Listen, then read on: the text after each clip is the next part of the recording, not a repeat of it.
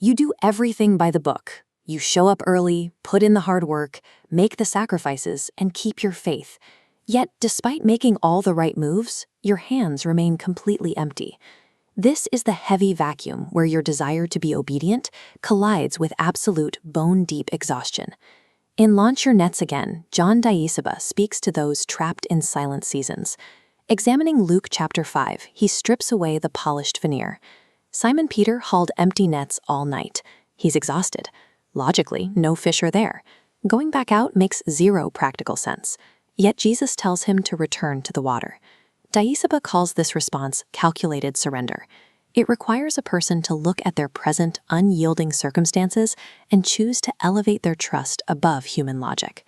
Returning to the water serves as a survival mechanism. It is the only way to navigate the deep waters of spiritual exhaustion without drowning in the disappointment. This book actively rejects tidy, five-step prosperity formulas in favor of a much messier, far more authentic faith. The material emerged from the author's own battle with professional injustice and the sudden, terrifying loss of his income. He shares the story of a close friend who, despite a strong work ethic, was unfairly pushed out of his job. For 8 months, this man faced severe unemployment, with a family depending entirely on him. During that gap, there was no steady paycheck to rely on, yet groceries consistently appeared in the kitchen. The children never missed a day of school. The family survived on the quiet, unexplainable provision of grace.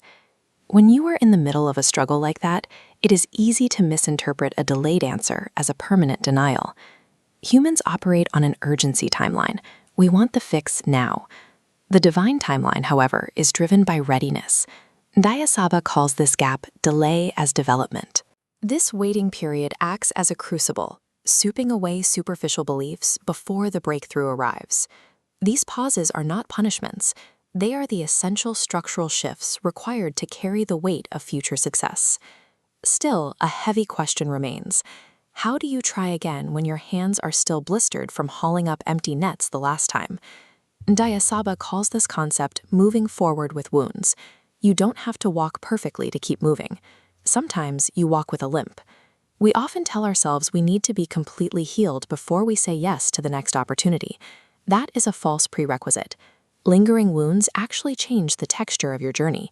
As you heal, that past pain transforms into a deep well of compassion, empathy, and resilience that you couldn't access before. Your scars and past failures do not disqualify you from the work ahead. They are the exact credentials you need to carry a blessing authentically. But there is one final, hidden hurdle that attacks people after they get their breakthrough.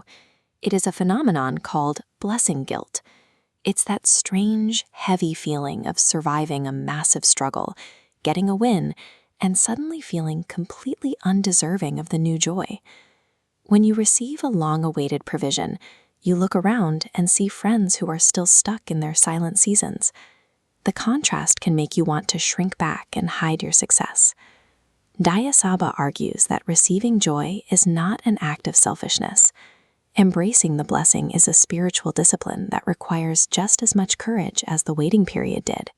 If you are exhausted, and if you have pulled up nothing but empty nets for months, remember this: your past failures do not dictate your future catch.